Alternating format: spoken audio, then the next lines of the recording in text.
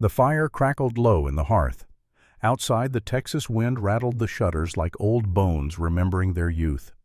William Thatcher sat in his chair 42 years, weighing heavy on shoulders that once carried the world. His hands, gnarled and spotted with age, trembled slightly as they held a silver pocket watch. The firelight danced across its worn surface, illuminating the inscription he had memorized decades ago. "Grandpa." The boy's voice pulled him from the past. His son Thomas, 16 and still soft around the edges, sat across from him, cleaning a Winchester rifle with the careful attention William had taught him. The boy's hands were steady on the steel, confident, in a way William had never been at that age. "Yes, son?" Thomas Jr. looked up, his young eyes searching the old man's face for something. Wisdom, perhaps, or permission. "How did you know when something was worth fighting for?" The question hung in the air between them like smoke. William studied his grandson, seeing in him echoes of men long dead. Good men, better men than William had ever been. He closed his fingers around the watch. "Boy, let me tell you about the day I bought a girl for $20. Thomas Jr.'s eyes widened. His hands stopped their work on the rifle. "You bought someone?" William nodded slowly. The flames reflected in his pale blue eyes, eyes that had seen too much and remembered everything. "In a way, but what I really bought that day was a chance to make things right." He leaned back in his chair, feeling the familiar ache in his chest that always came when he thought about those days, about her, about all of them. "It was 1869. I was 22 years old. The war had been over for 4 years, but the bleeding hadn't stopped. Not really. And I thought I knew what redemption looked like." He paused, lips pressing into a thin line. "I was wrong." The fire popped. The wind howled.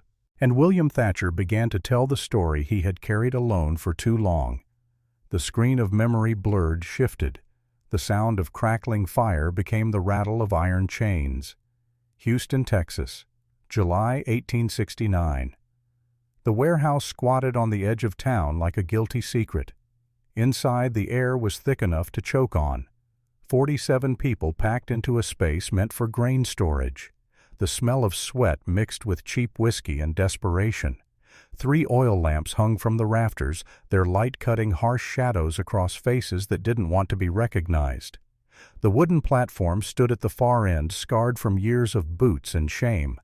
Despite what Lincoln's proclamation had promised 4 years ago, despite the 13th Amendment, this kind of business still found a way to survive.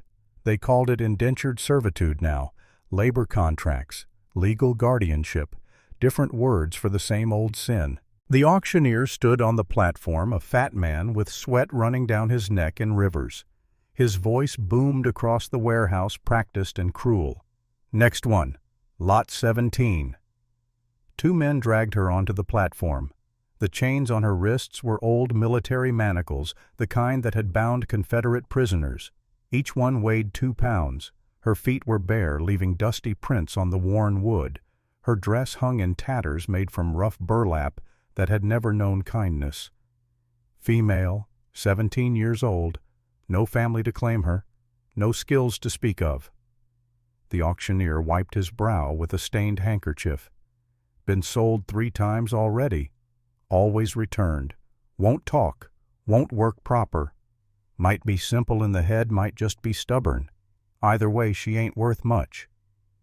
The girl stood motionless. Her hair, dark and matted with dust, hung over her face. But through the strands William could see her eyes, green as spring grass, empty as winter wells. Starting bid, $5. Silence fell across the warehouse like a held breath. The men in the crowd shifted, spat, looked away. $5 was the price of a good pair of boots. This girl looked like she'd be more trouble than that. "Come on now," the auctioneer cajoled. $5 for 7 years of labor. That's legal and binding, gentlemen. All proper paperwork." Still nobody spoke. William Thatcher stood at the back of the crowd, hat pulled low over his face. His brown coat had seen better years. The boots on his feet had walked 10 years of hard miles. In his pocket, every cent he'd saved over 6 months. $23. His winter fund. His security. A man near the front spat tobacco juice into the sawdust. "Not worth a dime," he muttered. The auctioneer's face reddened. His commission depended on sales, and this one was looking like a loss. $4 then, going once. William's eyes found the girl's wrists. Even from the back of the room he could see them. The chains, the bruises beneath them. And something else, something that made his heart forget how to beat. A scar, crescent-shaped, on her left wrist. The world tilted. 8 years fell away in an instant. He knew that scar. God help him, he knew it. His voice came out steady, though everything inside him was breaking. "I'll pay 20. Every head in the warehouse turned. The crowd parted as William moved forward, his boots echoing on the floor. The auctioneer's eyes lit up like he'd found gold in a dry creek. $20. Now that's more like it. Do I hear 25? Silence again. $20 was more than anyone would pay for damaged goods. 20 going once, going twice. The gavel came down hard.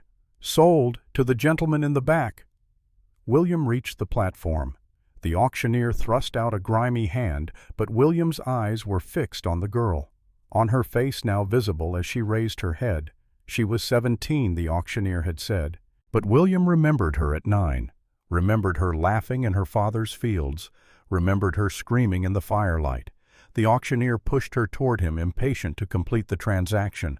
Her legs buckled. William caught her before she hit the ground. Her skin burned with fever. Her weight in his arms was nothing like holding a ghost. She looked up at him. Those green eyes, so like her mother's, stared through him without recognition. He wondered if she truly didn't remember, or if memory hurt too much to acknowledge. He whispered her name. Sarah. No reaction. Her face remained blank, carved from stone by too much suffering, but her wrist, that scarred wrist, trembled in his grip. 8 years ago, on a night when the world burned, William had been 14 years old. Too young to stop what was coming. Old enough to know he should have tried harder. He had found her in the cellar, choking on smoke, had pulled her through a broken window.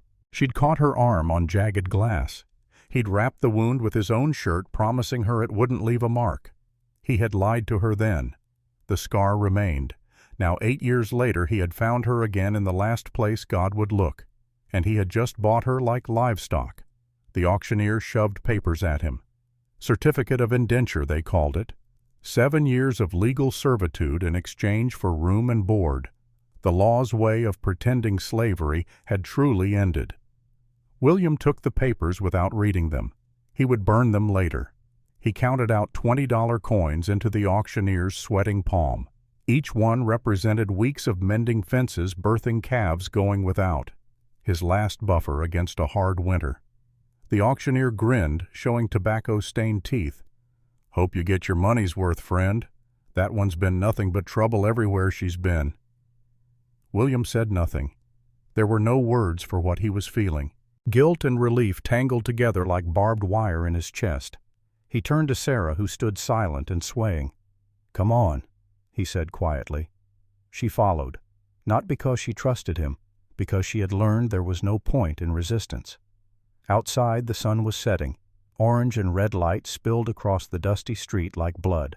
The temperature was still 35 degrees even with evening coming. Summer in Texas showed no mercy. Behind them the gavel fell again. Another lot. Another soul sold and resold until they broke. William led Sarah to where 2 horses waited tied to a post. His gelding an 8-year-old bay he'd raised from a colt, and a mare gentler 5 years old and patient. He pulled a key from his pocket. A skeleton key bought from a locksmith 3 towns back when he'd first heard rumors of where she might be. His hand, steady on a rifle, steady with a rope, trembled now as he fitted the key into the manacles. The lock clicked. The iron fell away, hitting the dirt with a thud. 4 pounds of metal leaving purple bruises that circled her wrists like brands. "No one should wear these," William said. His voice was rough. "Not in a free country." Sarah rubbed her wrists slowly. She didn't look at him, didn't speak, just stood there in the fading light waiting for whatever came next. William wanted to say more, wanted to explain everything, but words felt thin and useless. Instead, he helped her onto the mare. She mounted without assistance, muscle memory from a childhood that seemed centuries past. They rode west, the sun at their backs. The town fell away behind them. Ahead, 47 miles of Texas dirt stretched toward William's ranch, toward whatever future they could salvage from the ashes of the past. 5 miles outside Houston, William stopped beneath an old oak tree. It stood alone on the prairie, 200 years of roots holding it steady against wind and time. The temperature had dropped to 28 degrees with the sun gone. William dismounted and pulled a canteen from his saddle. Army issue 1-quart capacity. The water inside was warm but clean. He held it out to Sarah. She stared at it. At him. Her eyes calculated, measured, prepared for betrayal. She had been sold 3 times before, learned each time that kindness came with a price. Finally, she took the canteen, drank 1 small sip, handed it back. Then she looked directly at William for the first time. Her voice, unused for so long, came out like broken glass. "Guess you got what you paid for. Do what you want." The words hit him harder than a fist. William knelt in the dust, deliberately making sure she could see his hands were empty. "I didn't buy you to own you," he said. Each word cost him something. "I just didn't want to see them sell you again." Sarah laughed. One short, bitter sound. "You think that makes it better?" He didn't answer. Because it didn't make anything better. It just made them both survivors of a night that should have killed them. The wind picked up, rattling the oak's branches. Somewhere in the distance, a wolf called to its pack. The horses shifted uneasy. William stood slowly, putting his hat back on. "I knew your family," he said quietly. "Your father was a good man. I should have done more when they came for him." Sarah turned her face away. When she spoke again, her voice was flat as hammered steel. "Everybody says that after it's too late." The truth of it cut clean through. William had no defense because she was right. All the regret in the world couldn't change what had happened, couldn't bring back her father, couldn't give her back the childhood that burned in one night. Sarah walked back to her horse. William didn't try to stop her, just watched her mount back straight despite everything. Survival had made her strong in ways no one should have to be. They rode on in silence. The prairie stretched endless and dark.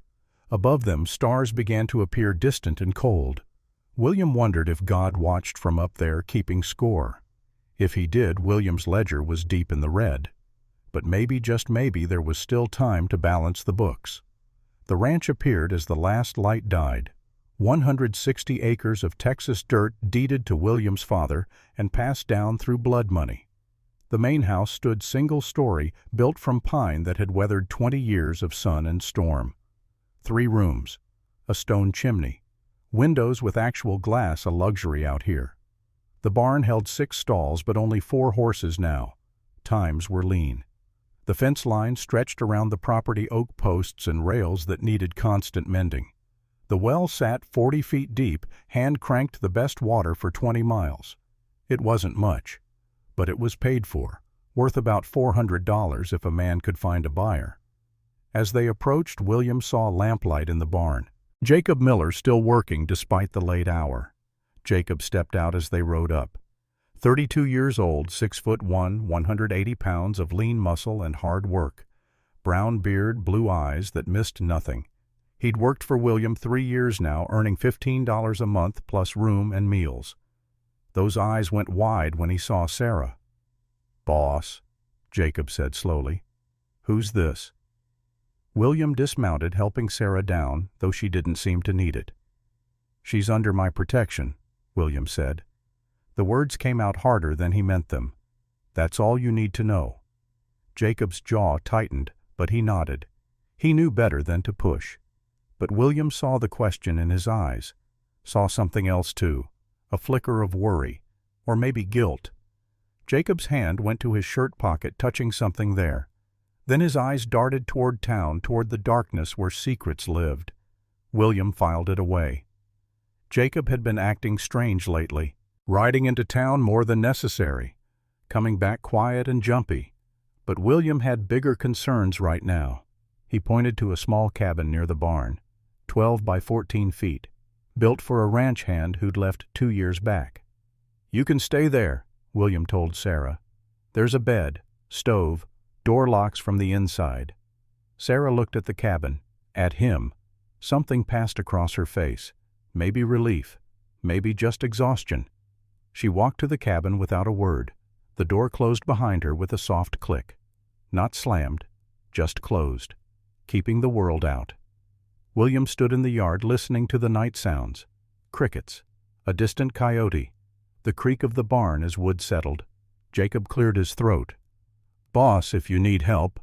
"Get some sleep, Jacob." Jacob hesitated, then nodded. He walked back to his own quarters behind the barn, shoulders tight.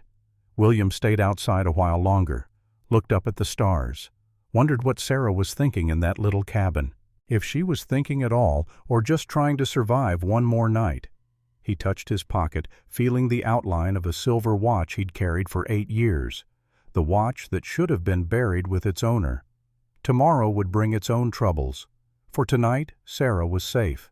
That would have to be enough. The next 3 days passed in near silence. The ranch became a place where 3 people moved around each other like dancers who'd forgotten the steps. Sarah woke each morning before dawn. William would see her through his window standing outside the cabin, staring east as the sun bled light across the horizon. She never looked peaceful, just looked. He taught her to feed the horses, 2 pounds of oats per animal per day, how to curry their coats with a metal comb working in circles to loosen the dirt. She learned quickly, her hands remembering skills from before the fire, before everything ended. Jacob cooked for all of them. Beef stew mostly with potatoes and carrots when they had them. The 3 of them ate at the main house table, passing bowls in silence. Only the scrape of spoons against tin plates broke the quiet. Sarah always sat closest to the door. In the afternoons, William mended fences while Sarah hauled water from the well. 50 yards each trip. 12 trips a day, 2 buckets each time. 24 gallons total. Her hands blistered, then calloused. She never complained. Complaint was a luxury she'd learned to live without. On the 2nd day, she found the vegetable garden behind the house. It had died when William's wife passed 2 years back. Tomatoes, beans, squash, all returned to dust. Sarah knelt there for an hour, pulling weeds from the dry earth. No one had asked her to. She just did it. Jacob noticed. William saw him watching her from the barn, expression unreadable. Then Jacob would saddle his horse and ride to town, claiming he needed nails or lamp oil. The trip should have taken 2 hours. Jacob was gone for 4. William didn't ask why. Maybe he should have. On the 3rd morning, William found Sarah with a cut on her palm from the garden work. He brought clean cloth and alcohol to the cabin door. "May I?" he asked. She hesitated, then extended her hand. He cleaned the wound, wrapped it gently. His fingers, rough from work, tried to be careful. She flinched when he touched her, but didn't pull away. "I won't hurt you," he said quietly. Sarah said nothing, but she didn't run either. Progress, maybe, or just exhaustion. That afternoon, William saw her smile, just for a second. The mare had licked her hand while she was brushing its mane, and something in Sarah's face softened, a ghost of the girl she'd been. Then the expression vanished, locked away again. By evening of the 3rd day, a storm was building. William could feel it in his bones the way old men do. Pressure dropping, temperature falling 10 degrees in an hour. Dark clouds rolling in from the west like an invading army. The air felt heavy, waiting, like the whole world was holding its breath. They came just after 4:30 in the afternoon. William was on the porch checking his rifle. Sarah was at the fence line pulling weeds from around the posts. Jacob was in the barn, or said he was. Dust rose on the eastern horizon. 3 riders moving at a steady military pace. William's hand went to his Colt revolver, the Army-issue 1860 model he'd carried since the war. The riders took shape as they approached. William knew the lead man before he could make out his face. You don't forget a man like Harrison Blackwood, the sheriff of the county, 48 years old, 6'2", 210 pounds of mean. A scar ran from his forehead to his right cheek, legacy of a saber fight during the war. He wore a black leather coat despite the heat, a 5-pointed silver star pinned to his chest. On his hip, a Colt 1851 Navy revolver well-maintained and deadly. Behind him rode two men William recognized, Fletcher tall and scarred at the throat, Hayes short and thick with eyes like a pig's. Blackwood dismounted slowly, every movement calculated for effect. His eyes found Sarah at the fence line, found the scar on her wrist. Something flickered in his expression. Recognition. And something uglier. "Well," Blackwood said, voice smooth as snake oil, "if it ain't William Thatcher." He walked closer, boots heavy on the packed earth. His gaze stayed on Sarah. "That's a face I thought I'd never see again." Sarah's hands gripped the fence rail. Her knuckles went white. Memory crashed over her in waves. 8 years fell away. She was 9 years old again, watching this man give orders that ended everything. William stepped between them. "You've had your look, Blackwood." The sheriff smiled. It didn't reach his eyes. "You buy lost girls now, William. Where's she here to keep you warm at night?" The words were designed to provoke. William kept his hand steady away from his gun. "Barely." "I paid for her freedom," he said, voice low. "Not her body." Blackwood took a step forward. His hand rested on his pistol grip, casual but clear. "That's mighty noble of you. But you see, I remember that name. Ashford." He looked past William directly at Sarah. "Her daddy was a traitor. Isn't that right, girl, supporting the Confederacy? Hiding supplies from the Union?" Sarah's breath came faster. The old lie. The justification they'd used to steal everything. William's jaw clenched. "You know that wasn't true." "Do I?" Blackwood pulled something from his pocket. A single bullet, .45 caliber. "What I know is some ghosts have a way of coming back." He placed the bullet on the fence post 2 feet from Sarah's hand. "A reminder, William. Some things don't stay buried forever."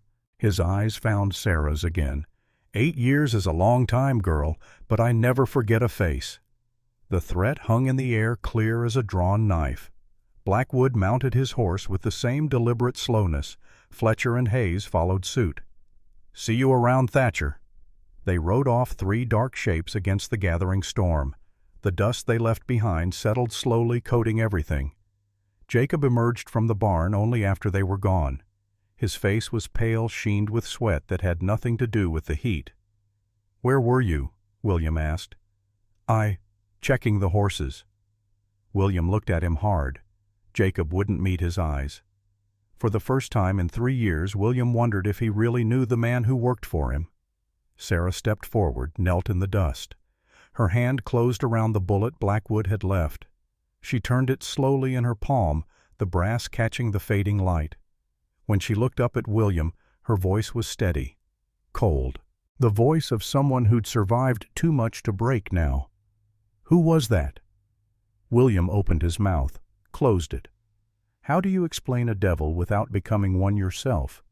"Tell me," Sarah said, not asking, demanding. "Not yet." When you're ready to hear it." Sarah stood pocketing the bullet. Her eyes held his for a long moment. "I'm ready now." "No," William said quietly. "You're not." She turned and walked back to her cabin. The door closed harder this time, not quite a slam, but close. Jacob started to speak, but William held up a hand. "Not now." Alone in the yard, William watched the storm clouds build. Thunder rumbled in the distance, still miles away, but coming. Always coming. Inside the main house he couldn't settle. The walls felt close, the air thick. He sat by the fireplace, though it was too warm for a fire. Force of habit. Or maybe just needing something familiar. On the mantel sat a daguerreotype photograph in a cracked frame. The Ashford family. Taken in 1861, before the war, tore everything apart. Henry Ashford stood behind his wife Margaret, hand on her shoulder. In front of them, little Sarah, 9 years old, gap-toothed and grinning at the camera. William had stolen the photograph from the ruins, kept it hidden for 8 years, unable to throw it away, unable to look at it for long. He took it down now, studying those faces. Henry's honest eyes, Margaret's gentle smile, Sarah's innocence, all gone, burned away in one night. His night. In a locked drawer of his desk, William kept something else, a silver pocket watch. He took it out, now felt its weight in his palm. The inscription mocked him with its tenderness. HAF. To my beloved Henry, forever yours, M. Henry Ashford. The only good man William had ever known. Dead because of greed. Dead because a 14-year-old boy hadn't been brave enough or fast enough or good enough to stop it. The watch was all that remained. William had found it in the ashes 3 days after the fire when he'd finally found the courage to return, had carried it every day since a reminder of the debt he could never repay. Outside, the first drops of rain began to fall. Big, heavy drops that hit the roof like judgment. William closed his eyes. Behind his lids, fire bloomed. Screams echoed. The past refused to stay buried no matter how deep he tried to dig the hole. The memory pulled him under like deep water. October 1861. William was 14, riding his father's horse through the night. His heart hammered against his ribs. He'd overheard them an hour ago, his father and Blackwood plotting in the barn. The Ashford farm, tomorrow night, burn it all. William had waited until they slept, then stolen a horse. 40 minutes of hard riding brought him to the Ashford property. Lamplight glowed in the windows. Safe. Normal. Not knowing death was coming. He pounded on the door until his fists bled. Henry Ashford opened it, concern creasing his kind face. "William, boy, what's wrong?" "They're coming," William gasped. "My father told Blackwood. They're coming for you. Tonight." Henry's face went pale. Behind him, Margaret appeared holding 9-year-old Sarah. "Who's coming?" Henry demanded. "Union soldiers. 20 of them. They'll say you're hiding Confederate supplies. It's a lie, but they'll burn everything anyway." "Why would they?" Hoofbeats. Thunder in the distance growing closer. Henry's eyes met William's. Understanding. Fear. "Margaret, take Sarah to the cellar. Now." "Henry, no." "Now." Margaret ran Sarah stumbling beside her. The girl looked back at William, green eyes wide with terror. Henry gripped William's shoulders. "You tried to warn us. That takes courage. Now run, boy. Don't let them see you here." But William couldn't move, couldn't leave. The riders appeared, torches blazing against the night sky. Blackwood led them, his face hard and merciless even then. "Henry Ashford," Blackwood's voice boomed. "You're under arrest for treason." "That's a lie, Harrison. You know it's a lie." "Search everything," Blackwood ordered. "Find the supplies." 20 men tore through the farm, broke open barns, scattered livestock, found nothing because there was nothing to find. William hid behind the tool shed watching, helpless. 14 years old and helpless. A soldier reported to Blackwood. "Nothing, sir. The farm is clean." Blackwood's jaw clenched. He looked at the house, at Henry standing defiant on his porch. "Burn it anyway." "Sir, there's no evidence." "I said burn it." Torches flew. Fire caught the dry wood, spread like living hunger. Within minutes the barn blazed. Then the house. Henry ran inside, screaming for Margaret and Sarah.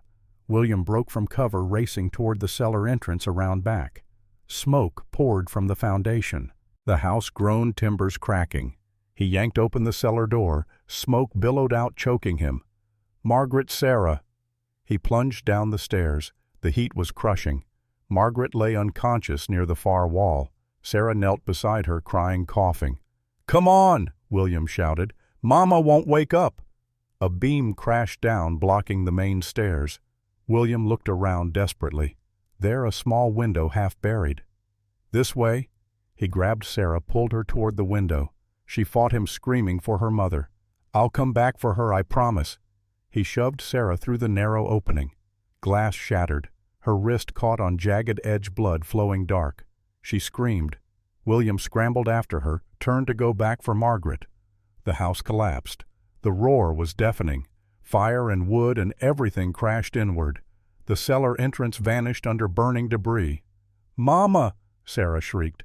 "Mama!" William grabbed her, ran for the woods. She fought him every step, her small fists beating against his chest. He found a cave dark and hidden, tore his shirt to wrap her bleeding wrist. "I have to go back," he said. "Stay here. I'll get your mother." Sarah nodded, shaking in shock. William ran back through the trees, but the Ashford farm was gone, just flames and smoke and ruin, soldiers everywhere. He saw Blackwood's men drag someone to a wagon, a woman unconscious. Was that Margaret? He couldn't tell through the smoke. He saw Henry's body shot left in the dirt. William wanted to scream, to fight, to do something, but he was 14, and there were 20 armed men. He ran back to Sarah, found her unconscious, overcome by shock and smoke and grief, carried her home through the darkness. His father was waiting. Thomas Thatcher's face went purple with rage. "What did you do?" "I tried to save them." "You fool, you've ruined everything." The beating that followed broke 2 of William's ribs, left him bleeding on the ground. The next morning Thomas gave Sarah to a passing family. "She's an orphan. Take her." William watched from his window, too hurt to move, watched Sarah's empty eyes as strangers led her away. That was the last time he saw her, until today. William jerked back to the present, gasping. The fire in his hearth had burned low. Rain still hammered the roof. He touched his ribs, feeling the old break. Some scars ran deeper than skin. He would tell Sarah the truth, eventually, when she was strong enough to hear it without breaking, or when he was strong enough to face what came after. The storm broke fully now. Rain hammered down in sheets. Lightning split the sky, briefly illuminating the ranch in stark white light. Thunder followed, shaking the windows in their frames. In her cabin, Sarah lay awake, listening to the storm. In her hand she gripped the bullet Blackwood had left. The metal was cold against her skin.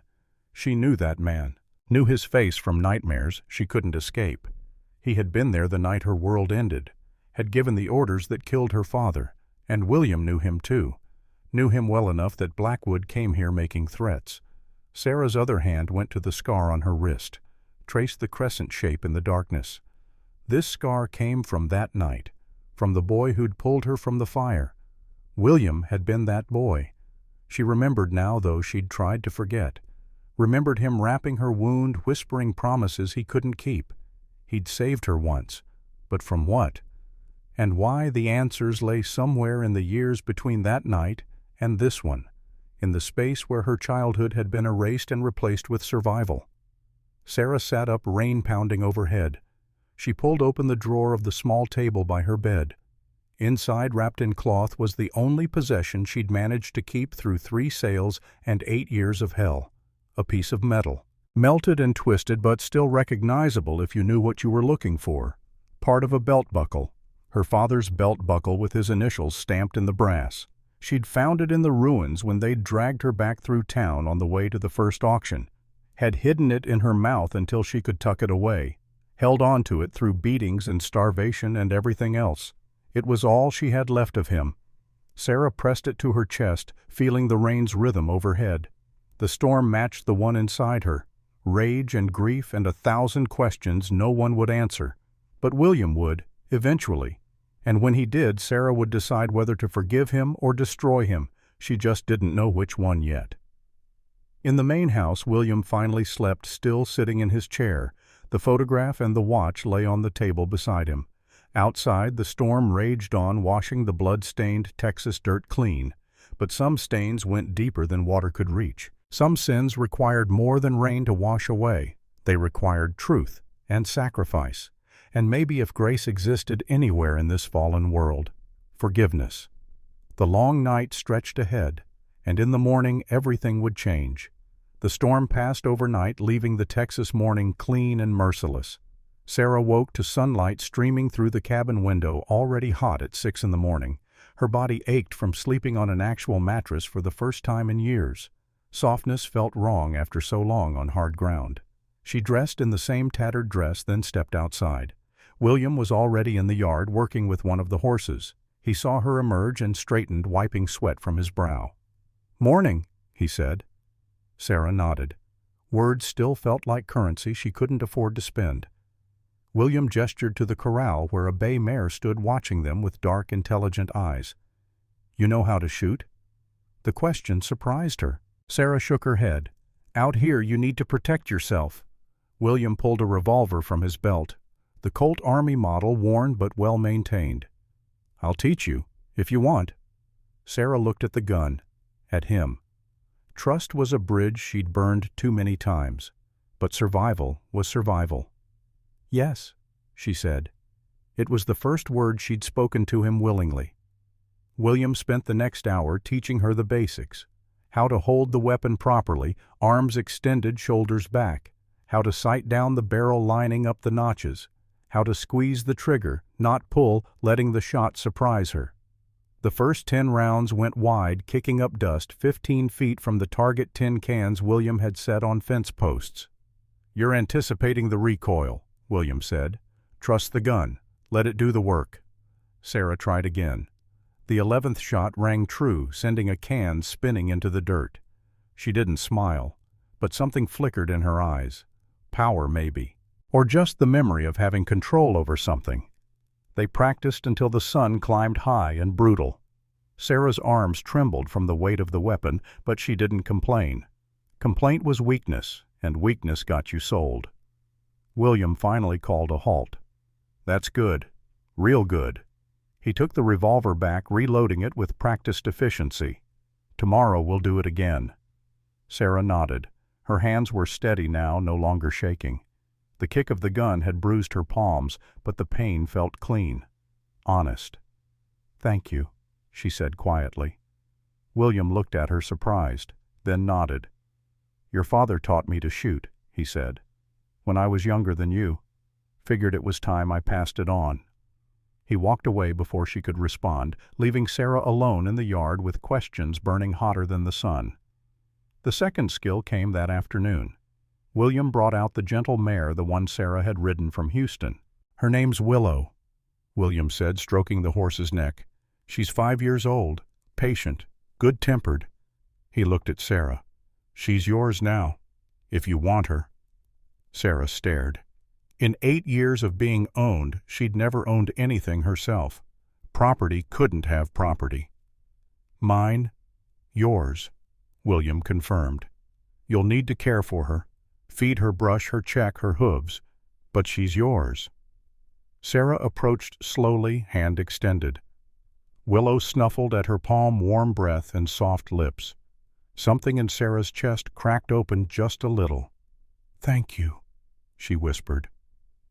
William showed her how to saddle the mare properly, how to check the girth, adjust the stirrups, make sure the bit sat right in the horse's mouth, how to mount smoothly, weight in the stirrups, reins loose but ready. They rode together that afternoon out across the prairie, William on his gelding, Sarah on Willow.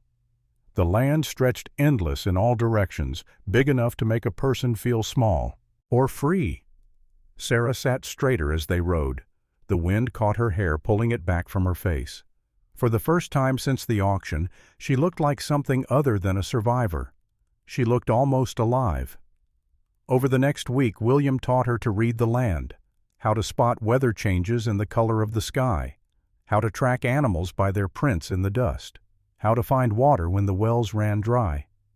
"Your father knew all this," William said as they knelt by a set of deer tracks. "He was the best tracker in 3 counties. Used to take me hunting when I was a boy." Sarah touched the print in the dirt, following its outline. "What else?" she asked. "What else what? What else about my father?" William sat back on his heels, looking out across the prairie. The question had weight to it. History. "He was kind," William said finally. "Honest to a fault. He once saved my younger brother from drowning in the creek. Dove in fully clothed boots and all." "You have a brother." "Had," William corrected. "He died in the war. Shiloh." They sat in silence for a moment, two people measuring their losses against each other. "I'm sorry," Sarah said. "Me too." The evenings developed a rhythm. After supper, Sarah would sit on the porch while William worked by lamplight, carving wood or mending tack. The silence between them grew less hostile, more companionable. One night, William brought out a small wooden figure he'd been working on, a horse delicate and detailed. "Your father made me one like this when I was 10, he said, handing it to Sarah. "Taught me how to carve. said a man's hands should know how to create, not just destroy. Sarah held the wooden horse carefully, feeling the smooth grain under her fingers. "It's beautiful. Keep it." She looked up surprised. "I can't." "You can," William said firmly. "Consider it a gift. No strings." Sarah's eyes filled with tears she refused to let fall. She clutched the wooden horse, nodding once. That night she placed it on the table beside her bed, the first possession she'd been given freely in 8 years. But even as trust began to build between them, shadows moved in the corners. Jacob Miller was coming apart. Sarah noticed it first. The way he would disappear for hours, claiming to check fence lines that didn't need checking. The way his eyes darted to the road whenever hoofbeats sounded in the distance. The way his hands shook when he thought no one was looking. One afternoon, Sarah saw him talking to a stranger near the property line. A man in a dark coat, face hidden by a wide-brimmed hat. Jacob took something from the man, tucked it quickly into his pocket. When he turned and saw Sarah watching, his face went pale. "Just a traveler asking for water," Jacob said quickly. Sarah didn't believe him. That night she watched from her cabin window as Jacob saddled his horse in the dark. He rode east toward town, moving fast. He didn't return until nearly dawn. William noticed too, though he said nothing. But Sarah saw the way he watched Jacob now, wary, waiting. Trust was a fragile thing, and something was eating away at theirs. 3 weeks after the auction, Sarah was cleaning the attic of the main house. William had asked her to sort through old boxes, separate what could be used from what needed burning. The attic was stifling heat trapped under the pitched roof. Dust motes danced in the sunlight streaming through a small window.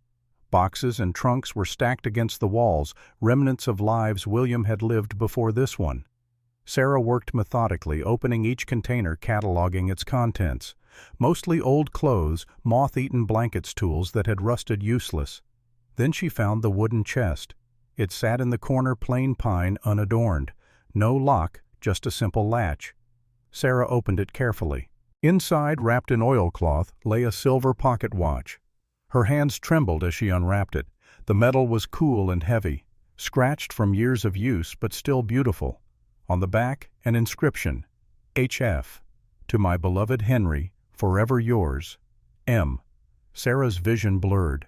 Her father's initials, Henry Ashford, and her mother's initial, Margaret. This was her father's watch, the one he'd carried every day, the one he'd checked every evening, smiling at some private memory. How did William have it? Beneath the watch she found an envelope, old, yellowed with age, the wax seal broken. Sarah opened it with shaking hands. The letter inside was written in neat script ink, faded but still legible. It was addressed to Harrison Blackwood, and signed by Thomas Thatcher, William's father. Sarah read it once, then again, each word a knife. Blackwood. The Ashford farm has supplies worth $2,000. Take it all. Henry won't fight, he's too soft. When you're done, the land is mine.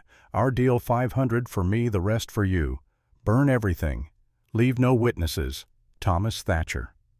The letter fell from Sarah's hands. She sat back hard, the air knocked from her lungs.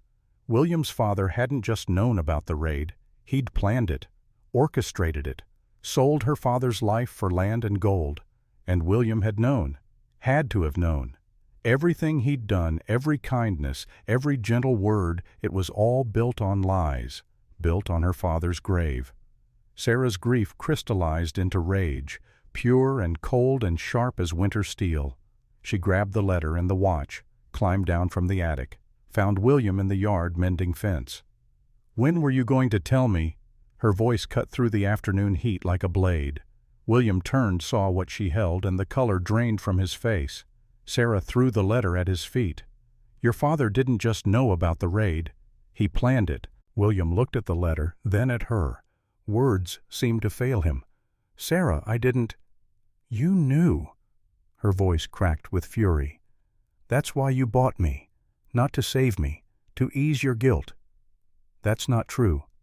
"Then tell me the truth, all of it." Jacob appeared from the barn, drawn by the shouting. He stood frozen, watching them tear each other apart. William's shoulders sagged. He looked old suddenly, defeated. "My father was a greedy man," he said quietly. "After the war started, he wanted more land. Your father had the best soil, the best water. Thomas wanted it." He picked up the letter, not looking at it. "He made a deal with Blackwood. Betray Henry, take the land. I overheard them planning it. I tried to warn your father." William's voice broke. "But I was too late. Everything was already burning." Sarah's hands clenched into fists. "Too late. You were part of it from the start. Your family destroyed mine." "I was 14 years old," William said. "I was a child." "So was I," Sarah screamed. "I was 9, and I lost everything, my father, my mother, my home, while you got to grow up safe on land bought with their blood." William had no defense. She was right, about all of it. "I should have stayed in that auction house," Sarah spat. "At least then I'd know what I was. Property, not some charity case for your guilty conscience." She turned to leave. William reached for her. "Sarah, please." "Don't touch me." The words were ice. William's hand dropped. Sarah walked back to her cabin, slammed the door hard enough to rattle the frame. William stood alone in the yard, the letter in his hand, the weight of 20 years pressing down on him like a mountain. Jacob approached carefully. "Boss?" "Not now, Jacob." But Jacob didn't leave. "Boss, there's something I need to tell you." William looked at him, saw the guilt written plain on Jacob's face. "What did you do?" Before Jacob could answer, hoofbeats sounded on the road. Both men turned. But it wasn't Blackwood this time, just a rider passing through. Jacob's moment of confession passed. He looked away. "Nothing, boss. Just wanted to say I'm sorry for what happened to her family." William studied him a long moment, not believing but too tired to push. "Get back to work." Jacob fled to the barn like a man escaping judgment. That night neither Sarah nor William ate. She stayed in her cabin. He sat in his house. The space between them felt wider than the whole Texas prairie.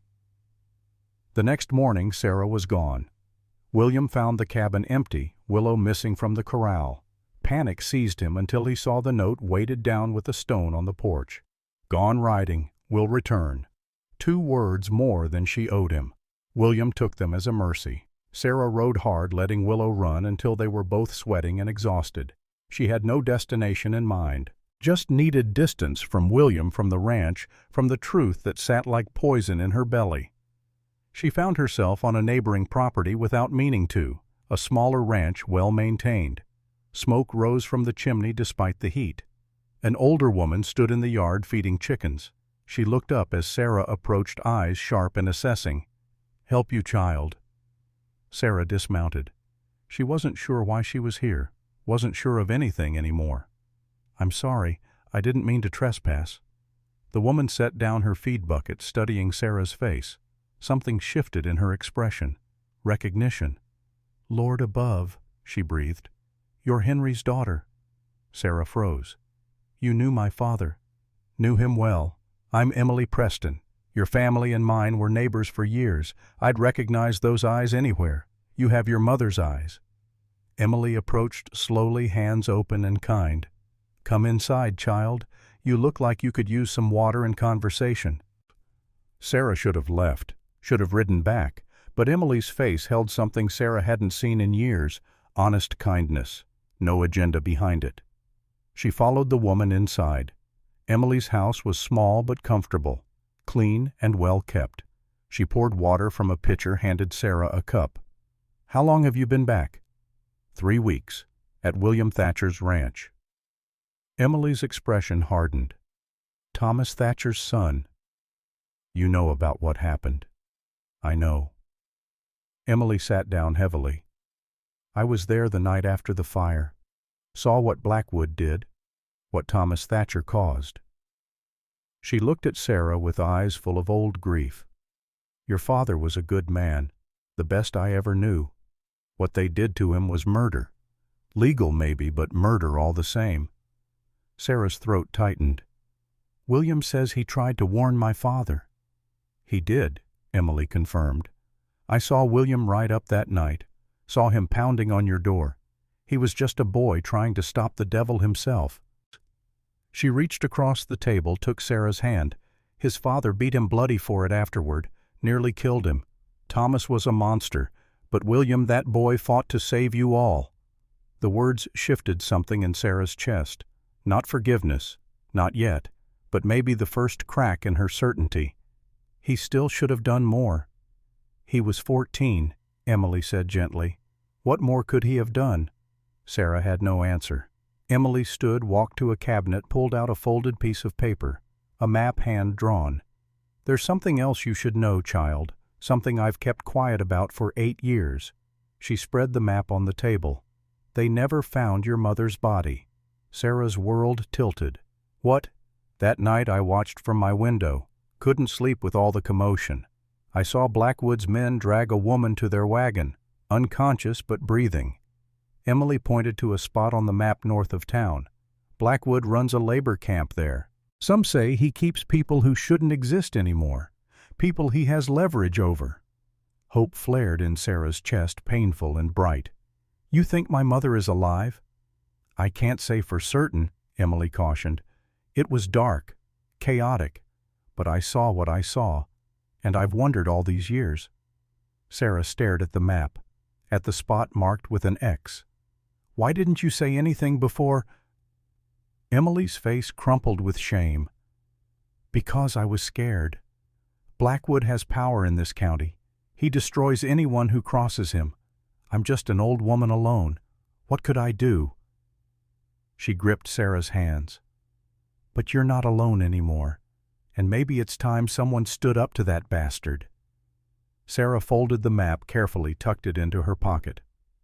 Thank you for telling me. Be careful, child. Blackwood is dangerous, and he has eyes everywhere. Sarah rode back to the ranch as the sun set. Her mind spun with possibilities. Her mother might be alive and suffering for 8 years while Sarah thought her dead. The rage she'd felt toward William shifted, found a new target. Blackwood had taken everything, and if her mother was truly alive, he was still taking. William was waiting when she returned, sitting on the porch. He stood as she dismounted. I talked to Emily Preston, Sarah said without preamble. William nodded slowly. Emily's a good woman. She said you tried to warn my father that night. I did. She said your father beat you for it. William's jaw tightened. He did. Sarah took a breath. She also said my mother might be alive, that Blackwood has her. William's eyes widened in shock. Alive how? Sarah told him what Emily had seen, about the labor camp, the map.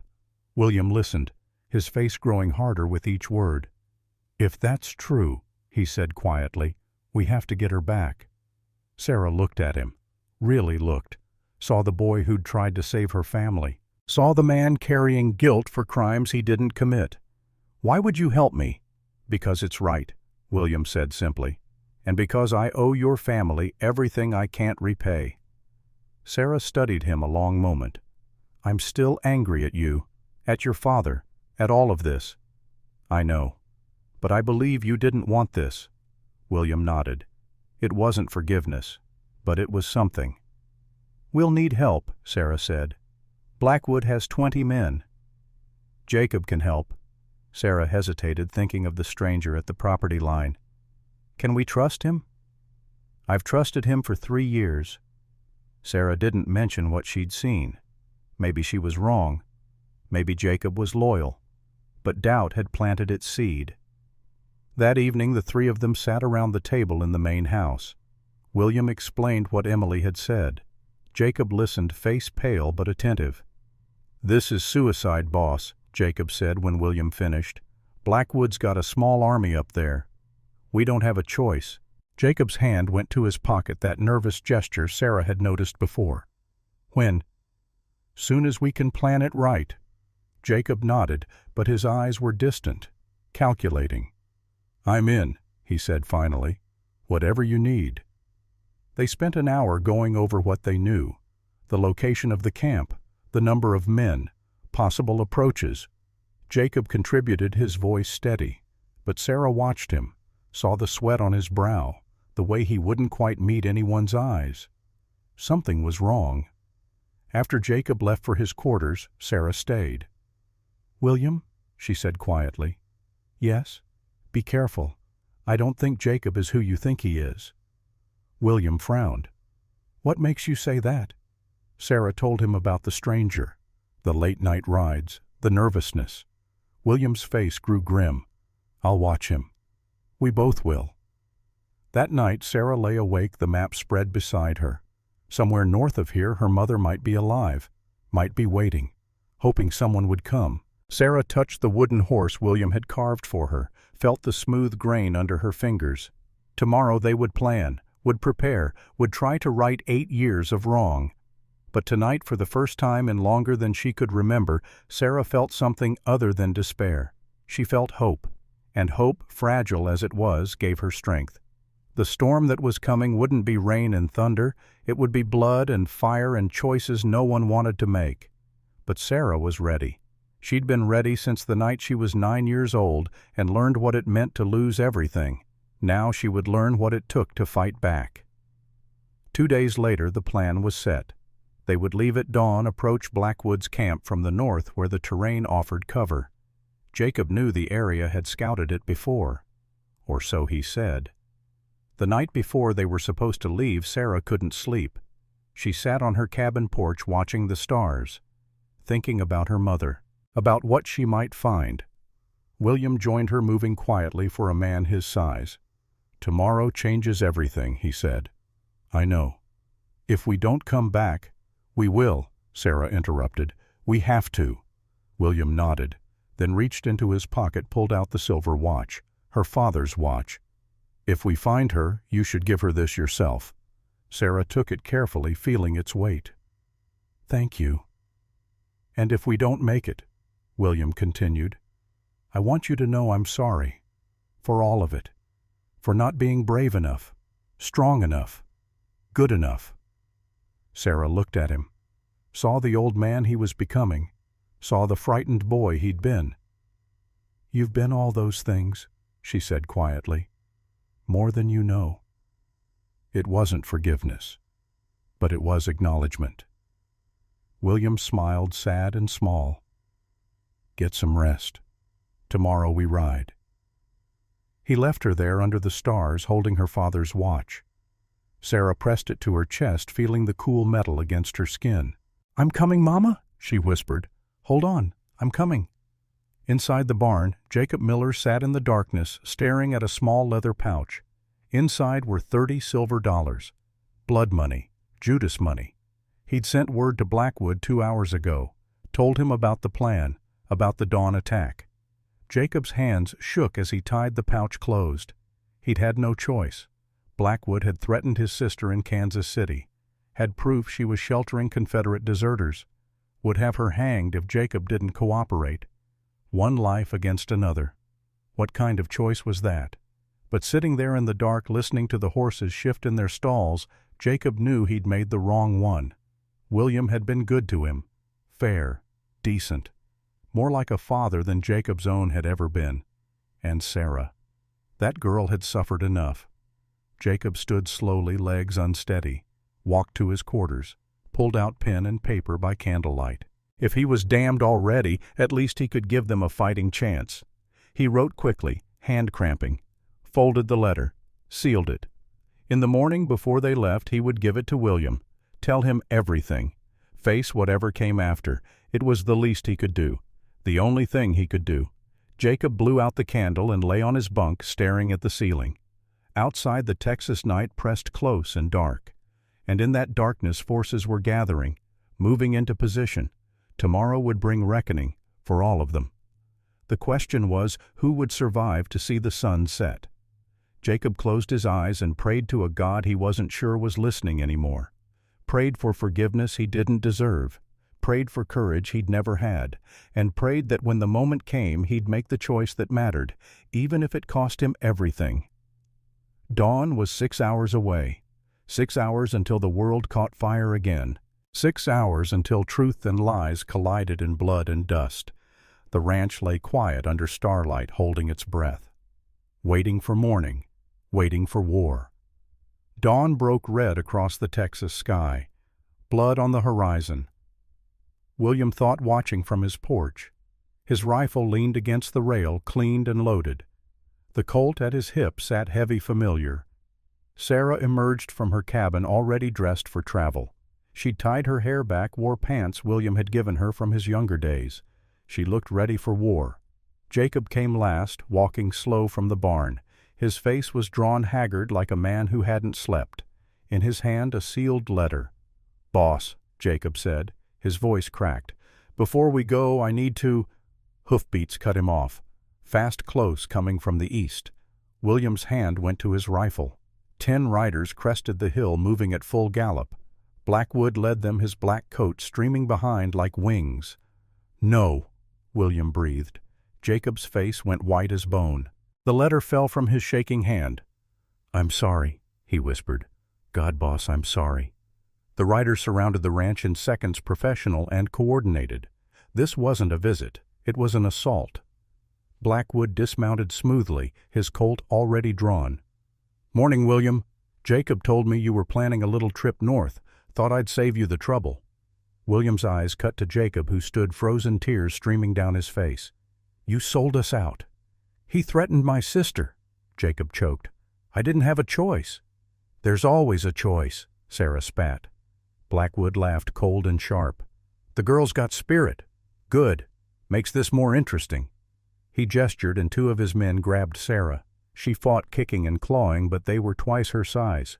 "Let her go," William snarled, raising his rifle. 5 guns turned on him immediately. "Now, William," Blackwood said calmly, "you shoot, my boys shoot. Then we all bleed. Is that what you want?" William's finger trembled on the trigger. The math was simple and brutal. He might take 2, maybe 3, but they'd kill him. And then Sarah would be alone with these animals. He lowered the rifle. "Smart man." Blackwood walked to Sarah, grabbed her chin, forced her to look at him. "You really thought you could rescue Margaret's sweet child? Your mother's been my guest for 8 years. You think I'd let her go just because her daughter came knocking?" Sarah's eyes widened. "You admit it. You have her." "Of course I have her." Blackwood released Sarah's face, stepped back. "She's been very useful. Signing deeds, transferring property. All legal, all binding. The Ashford land is mine. Has been for years." He smiled at William. "Thanks to your father's excellent information." William's hands clenched. Blackwood pulled a bullet from his pocket, the same caliber as before. "Here's how this works. Sarah comes with me, peacefully. Or I shoot William right here, then burn this ranch down with everyone in it." Sarah stopped struggling. "If I go with you, you let him live. You have my word." "Your word means nothing." "Perhaps, but it's all you're getting." Sarah looked at William. Their eyes met across the dusty yard. She saw him start to protest, to refuse. "Don't," she said quietly. "I'm going." "Sarah, no." "Yes." She turned to Blackwood. "I'll come, but you leave him alone. No more threats. No more visits." Blackwood considered, then nodded. "Deal.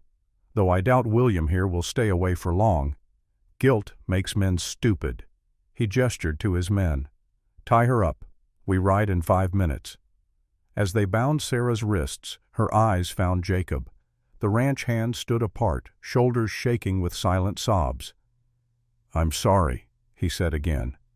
Sarah said nothing. What was there to say? Blackwood mounted his horse. Sarah pulled up behind one of his men. "Oh, and William," Blackwood called. "You try to follow, I'll know, and Margaret dies screaming. Understand?" William stood rigid, hands fisted at his sides. "I understand." "Good." The riders turned east toward Blackwood's camp. Sarah looked back, once her face set and hard. Then they crested the hill and disappeared. The silence they left behind was absolute. William stood in the yard, staring at the empty road. His chest felt hollow, carved out. Jacob approached slowly. "Boss, I—" William's fist caught him across the jaw, spinning him into the dust. Jacob didn't get up, just lay there, tasting blood. "Get out," William said. His voice was dead, empty. "Get off my land.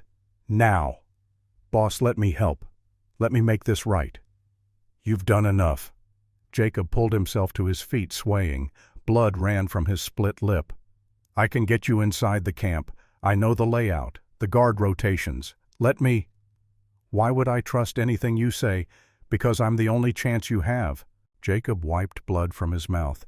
And because I owe you, I owe her. William stared at him.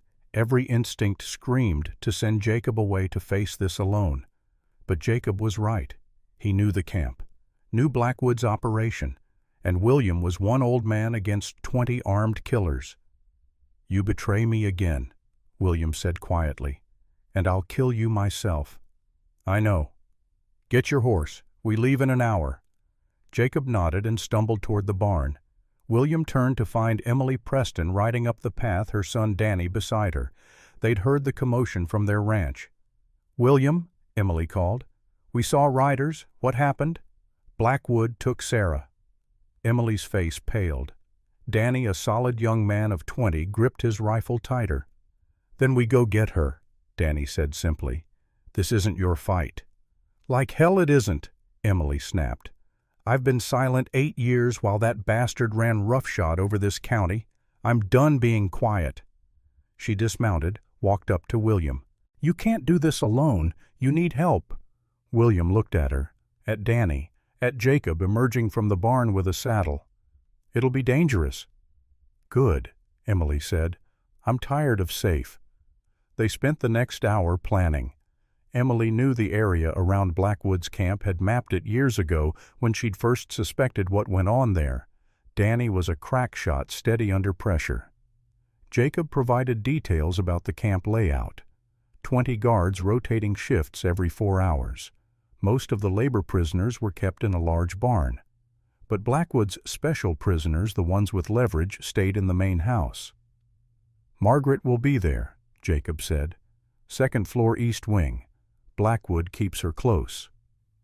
How do you know? William asked. Jacob looked away. I've been there, multiple times, delivering information. The shame in his voice was thick enough to cut. The guards are heaviest at the south entrance, he continued, but there's a gap in the north patrol route. 15 minutes every 4 hours. Next gap is at 10 tonight. Danny studied the map Emily had drawn. We set a fire here.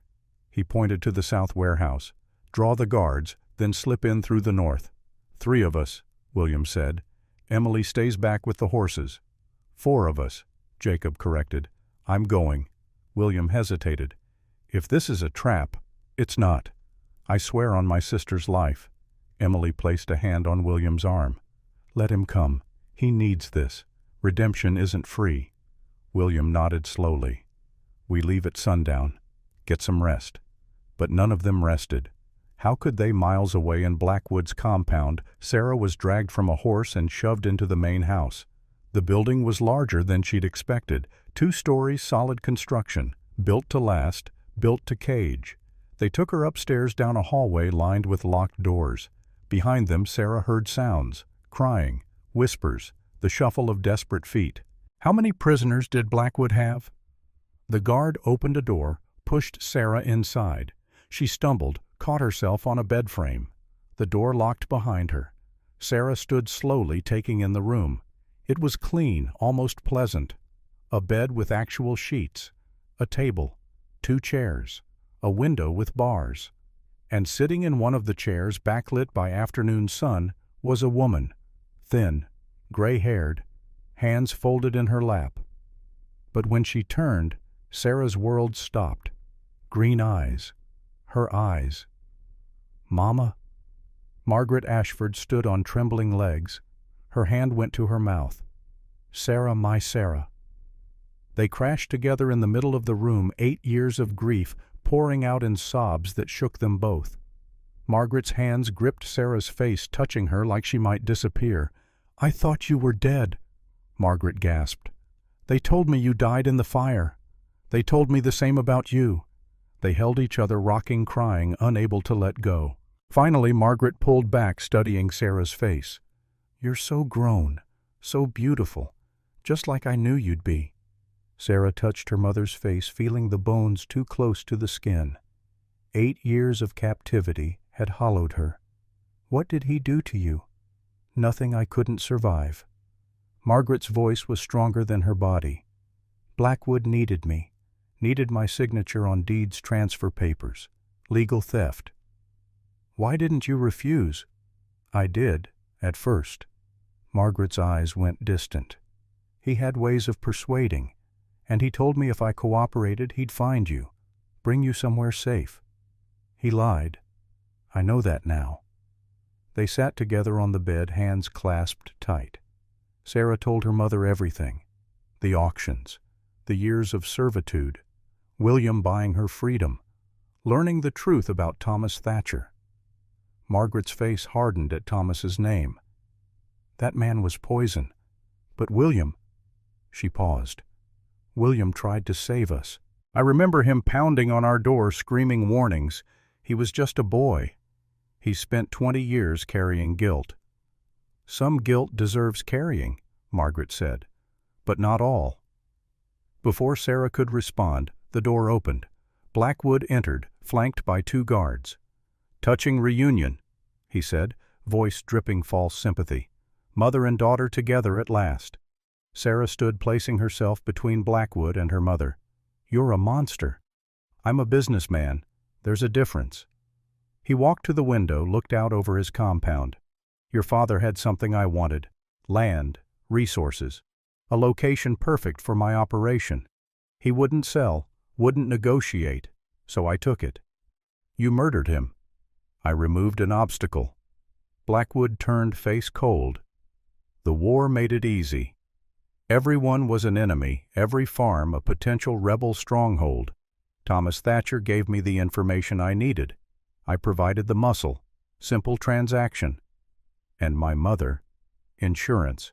A Ashford signature carries weight in this county. With her cooperation, I've acquired 6 properties, 12 water rights, and mineral claims worth thousands." Margaret spoke, voice quiet but firm. "I signed under duress. Those documents are worthless." Blackwood laughed. "Perhaps, but try proving that. I'm the sheriff. I have judges in my pocket. You're just a woman with no proof." He moved toward the door. "Enjoy your time together, ladies. It may be brief.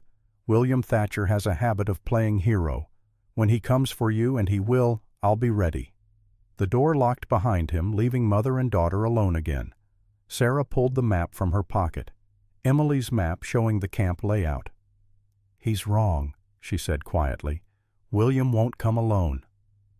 That night, as darkness fell across the compound, Sarah sat by the window, watching, waiting. Somewhere out there help was coming. She just had to stay alive long enough for it to arrive. 10 o'clock came with clouds covering the moon. Perfect for what they needed to do. William, Danny, Jacob, and Emily gathered a half-mile from Blackwood's camp. They could see the lights burning, hear the distant sounds of guards talking. "Remember the plan," William said quietly. "Danny sets the fire, draws them south. Jacob and I go in through the north gap. Emily stays with the horses." "And if something goes wrong?" Danny asked. "Then we improvise." They moved into position. Danny circled wide, carrying rags soaked in lamp oil and a handful of matches. The warehouse he targeted sat on the south edge, filled with hay and grain. It would burn hot and fast. William and Jacob crept north, using the terrain for cover. The gap in the patrol route opened at 10:15. They had 15 minutes to reach the house. At exactly 10:20, fire bloomed on the southern horizon. Shouts erupted from the camp. Guards ran toward the blaze, leaving the north approach clear. William and Jacob moved fast, reaching the main house in 8 minutes. They pressed against the wall, listening. Footsteps inside. Voices. At least 3 guards still in the building. Jacob pointed to a side door half hidden by shadow. "Leads to the kitchen, usually unlocked." They tried it. The door swung open silently. Inside the house was dark. William led the way, rifle ready, every sense straining. They passed through the kitchen into a hallway. A guard appeared at the far end. William fired. The shot was deafening in the enclosed space. The guard went down. More shouts, running feet. "Go," Jacob hissed. "Get Sarah, I'll hold them." "Jacob, go!" William ran for the stairs. Behind him, Jacob opened fire, buying precious seconds. William took the stairs 3 at a time, hit the second floor running. Doors lined the hallway. He kicked open the first one. Empty. The second. A man cowering in the corner, prisoner or guard, William couldn't tell.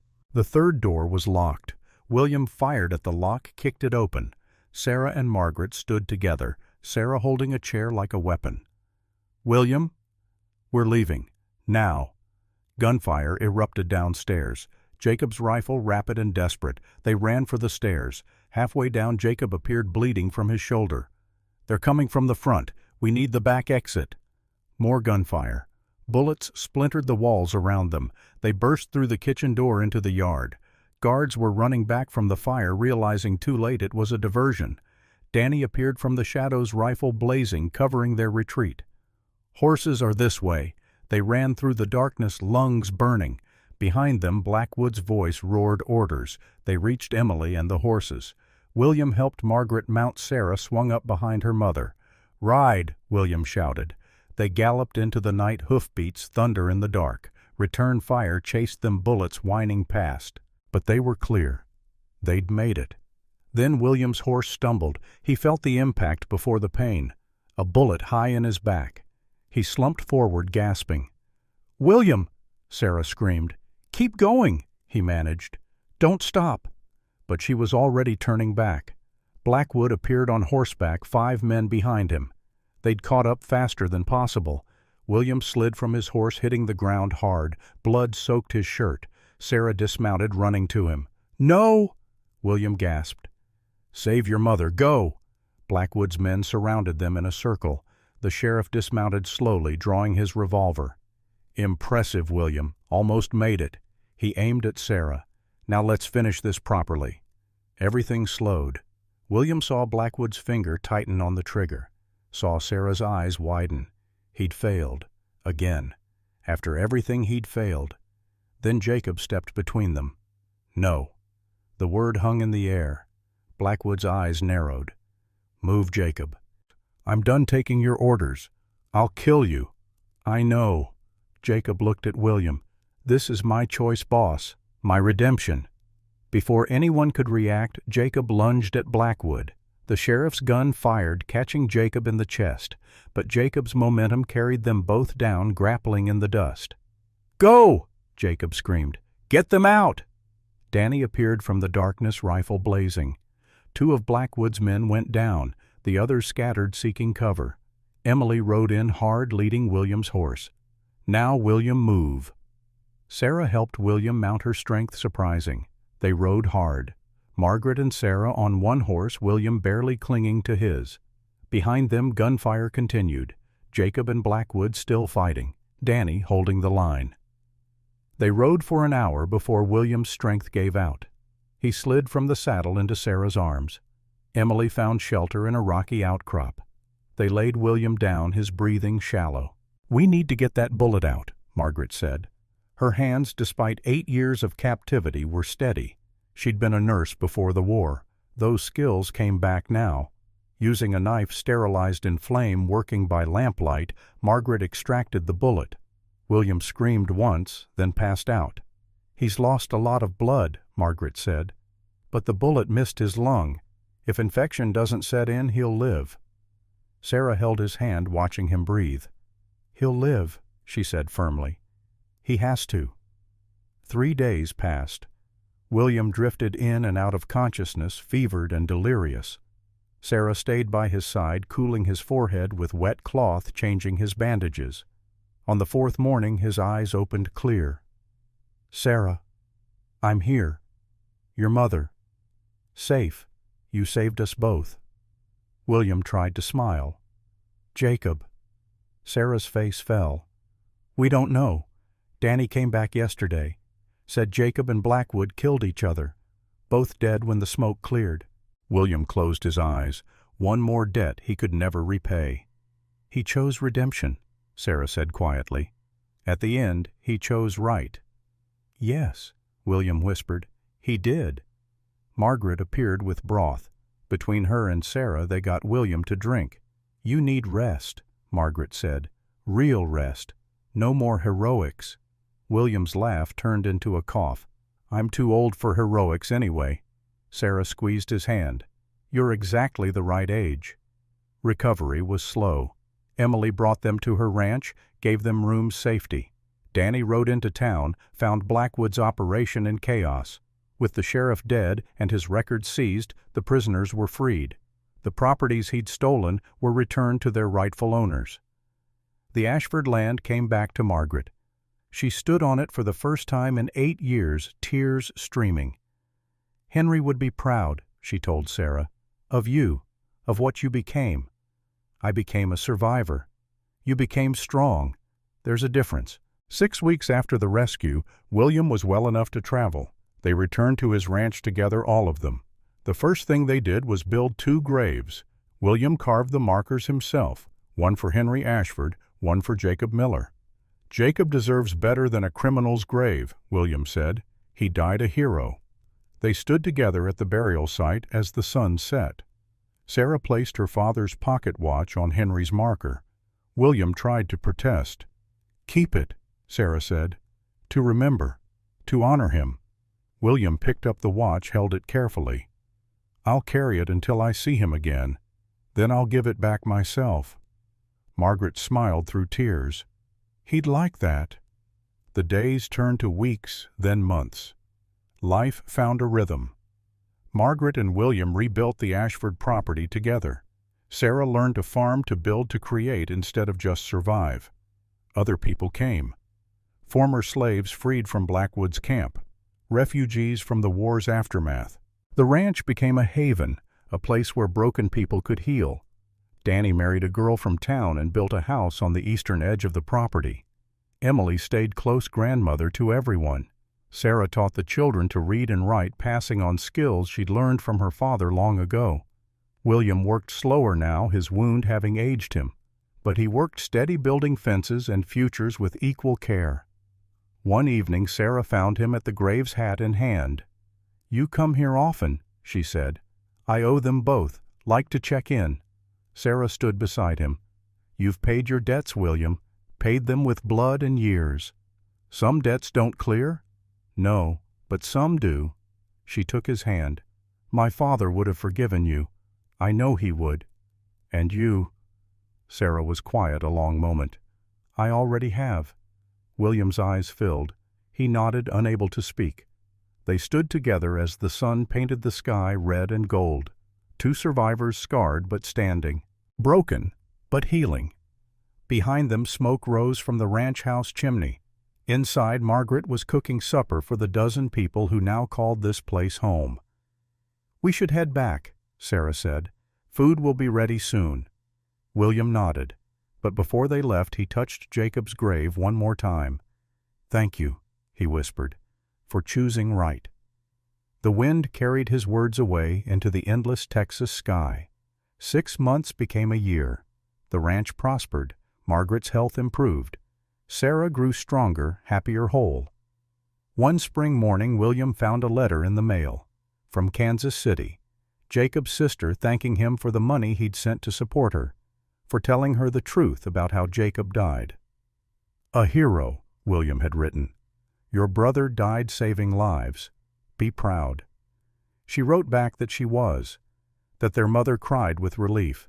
That knowing Jacob had found redemption made his loss bearable. William folded the letter carefully, added it to the box where he kept important things. Henry's watch. The photograph of Sarah's family. Jacob's confession letter, never delivered but saved anyway. Physical reminders of debts paid and prices charged. That evening, as Sarah rode in from checking fence lines, William watched her dismount. Willow, the mare he'd given her, nuzzled her shoulder. Sarah laughed, scratching the horse's ears. She looked happy, actually truly happy. Margaret joined William on the porch. "What are you thinking?" she asked. "That maybe grace exists after all." "Of course it does. You're living proof." William shook his head.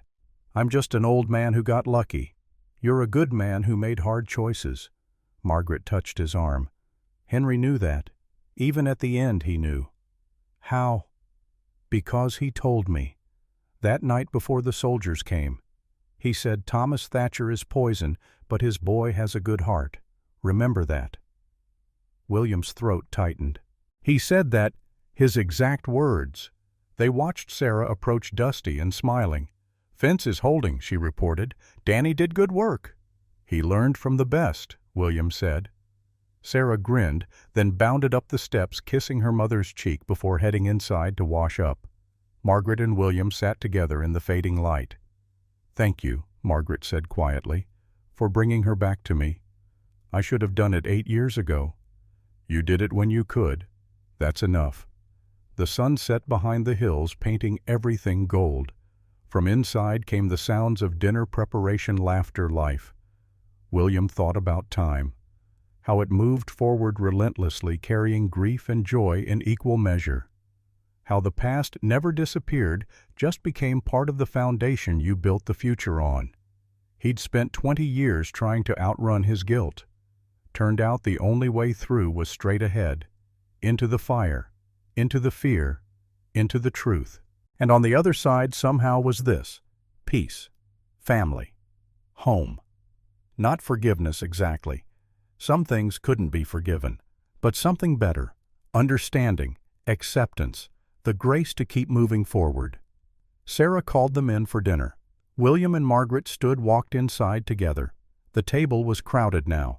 Sarah, Margaret, Danny, and his wife Emily, 3 children from the camp who'd stayed. 12 people in a house built for 3. It was perfect. They ate and talked and laughed.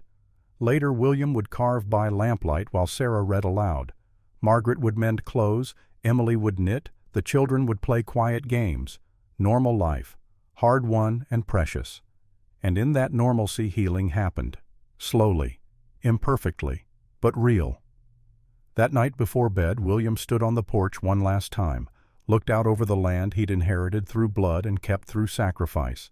Tomorrow he'd rise early, work hard, do his best, same as always. But tonight, for the first time in 20 years, he slept without nightmares. The fire crackled low in the hearth, pulling William back from memory. Thomas Jr. sat across from him, the rifle long forgotten in his lap.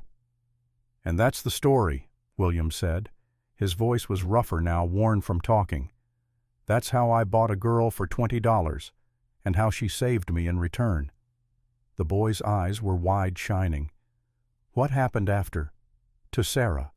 To Margaret?"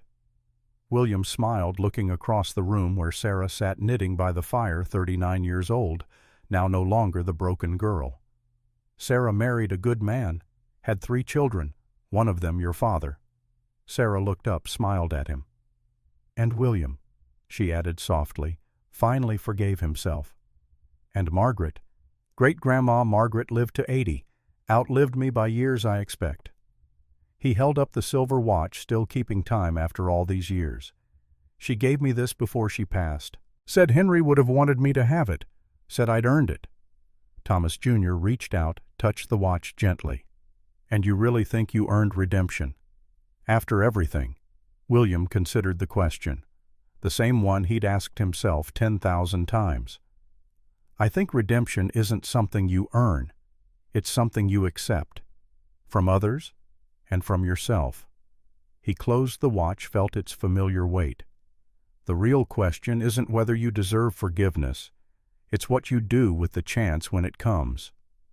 The boy nodded slowly, understanding beyond his years. "Grandpa, why are you telling me this now?" William looked at his grandson, saw in him echoes of Sarah, of Henry, of all the good people who'd shaped his life. "Because you're 16, same age I was when I had to decide who I wanted to be, and I want you to know that mistakes don't define you, but choices do." He placed the watch in Thomas Jr.'s hand. "This belongs to you now. You're the 5th generation to carry it. Guard it well. But Grandpa, no arguments. You'll need it more than me soon enough." Thomas Jr. held the watch like it might break, like it was holy. "What should I do when I'm not sure what's right?" William smiled. "You do what Sarah taught me. You step forward anyway, into the fire, into the fear, and you trust that on the other side there's something worth saving." Outside the wind had stopped. The night settled into quiet peace. William stood slowly, joints creaking. Come on, boy.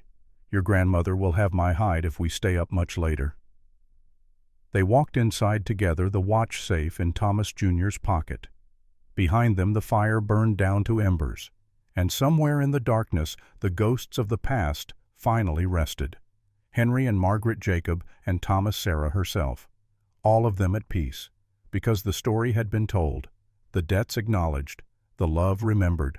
And in the end, that was all anyone could ask. The chains of guilt forged in fire and blood had finally broken, and in their place stood something stronger: memory, truth, and the fierce, unbreakable bonds of chosen family. And so the story was told, passed from grandfather to grandson, from one generation to the next. William would live many more years carrying the watch and the memory. Sarah would raise her children on that same Texas land her father had loved. On his grave they placed the wooden horse he'd carved for her all those years ago. And Thomas Jr., now a man with his own children, told them the story his grandfather had told him. About a girl bought for $20. About a man who found redemption. About how the hardest chains to break are the ones we forge ourselves. And how love, real love, is stronger than guilt, than fear, than even death itself. The story passed down through generations, changing and growing, but the heart of it remained.